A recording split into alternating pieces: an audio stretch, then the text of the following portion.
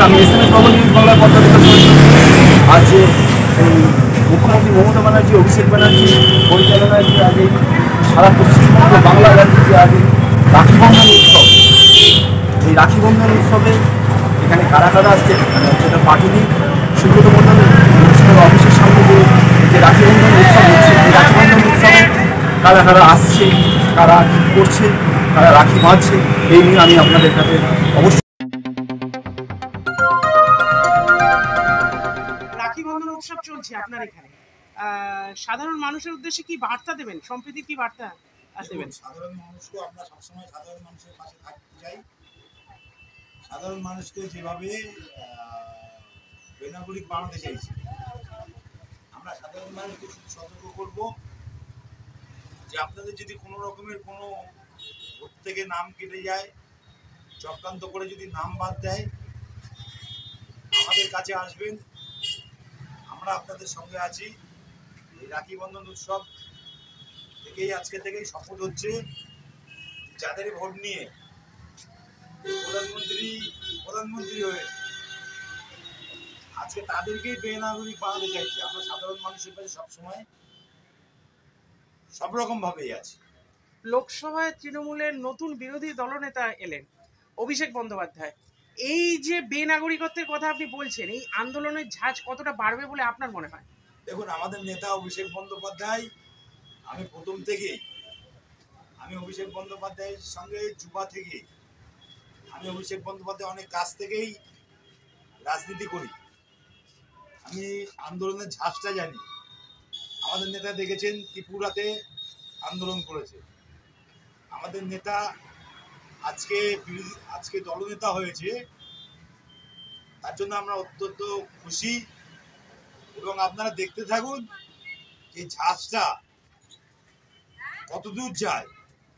BJP নিতে পারবে না, এই ঝাঁজটা যতদূর যাবে বিজেপি নিতে পারবে না। বিজেপি দেখুন না, ভোটের আগেই দেশ ছেড়ে পালিয়ে যাবে।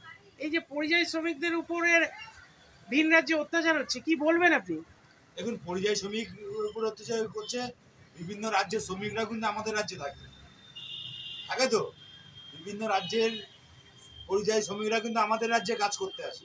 কেউ হিন্দিভাষী, কেউ গুজরাটি ভাষী, কেউ মাদ্রাসি ভাষী। আমরা কিন্তু কোনো সময় হিন্দু মুসলিম দাঙ্গা বানানোর চেষ্টা করি না। আমরা সবসময়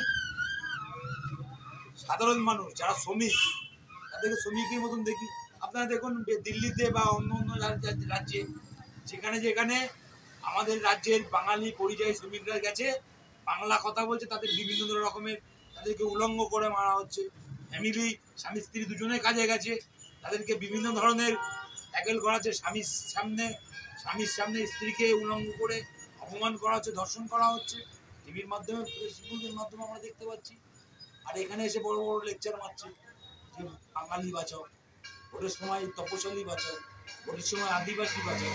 আর ভোট মিটে গেলে আমাদের তপশালী উপজাতিদেরকে বিজেপি শাসিত রাজ্যে ধর্ষণ করা। লজ্জা করে না? এখানে এসে আদিবাসীদের বাড়িতে ভোজন করেন আর বড় বড় কথা বলেন। আমাদের পরিযায়ী শ্রমিক মমতা বন্দ্যোপাধ্যায় যেখানে অসুবিধায় পরিযায়ী শ্রমিক পড়েছে, মমতা বন্দ্যোপাধ্যায় এবং আমাদের নেতা প্রতিনিধি পাঠিয়ে তাকে রিকভারি করে পশ্চিমবাংলায় ফেরত এনেছে। একটা শেষ প্রশ্ন, আজকে রাখি বন্ধন উৎসবে কেমন সাড়া পাচ্ছেন? আপাতত কত মানুষকে রাখি পরান? আমাদের টোটাল আমরা 5000 মানুষকে রাখি পরাবো। এখনো পর্যন্ত 1000-এর উপরে মানুষ রাখি সকাল 8টা থেকে শুরু হয়েছে, এখন চলবে 2টো অবধি। আমরা 5000-এর উপর টার্গেট। আজ রাখি বন্ধনের এই পবিত্র দিনে আমরা সবাইকে জানাই আন্তরিক শুভেচ্ছা। এই উৎসব শুধু ভাই বোনের সম্পর্কের বাঁধন নয়, বরং ভালোবাসা, বিশ্বাস ও নিরাপত্তার প্রতীক। সমাজে হোক বা পরিবারে, এই দিন আমাদের মনে করিয়ে দেয় আমরা একে অপরের পাশে থাকব, সব সময় রক্ষা করব। ধর্ম, জাতি বা বর্ণের সীমা ছাড়িয়ে এই বন্ধন হোক একতার প্রতীক, মানবতার উৎসব। আজ দেশ জুড়ে পালিত হচ্ছে রাখি বন্ধন উৎসব। ভাই বোনের ভালো। আমরা কালকে দুপুর 12টা থেকে কালকে ধর্নায় বসবো। বাঙালিদের উপরে অত্যাচার করা হচ্ছে কেন? হিন্দুদেরকে অত্যাচার করা হচ্ছে কেন?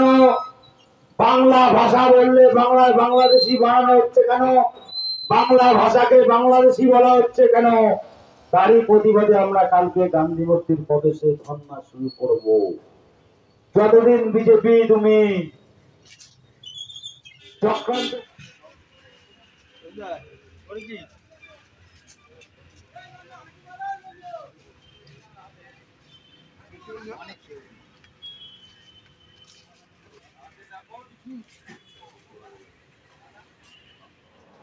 সুব্রত ঠাকুর, অসীম সরকার, সুব্রত ঠাকুর, নিশীথ প্রামাণিক, এদেরকে বাংলাদেশ থেকে এসে এরা এখানকার ভোটার কার্ড বানিয়ে নাগরিকত্ব হয়ে আপনার স্বরাষ্ট্র দপ্তরের মন্ত্রী ছিল, আপনার এমএলএ আছে, আপনার লজ্জা করে না? তাদের কাগজ চেক করছেন না কেন? চেক করবেন না, তারা তো আপনার দালাল বানিয়ে রেখেছেন।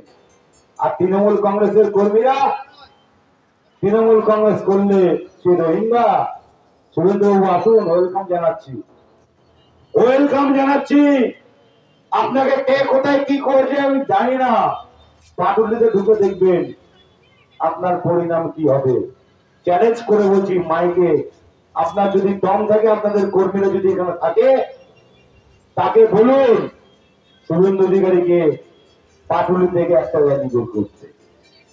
দেখবো কত লোক জোগাড় করতে পারেন। আপনি যত লোক জোগাড় করবেন তার চেয়ে 4 ডবল লোক পার্টি অফিসের সামনে বসে থাকবে। চ্যালেঞ্জ করে বলছি, বড় বড় কথা বলে লাভ নেই, বড় বড় কথা বলে লাভ নেই।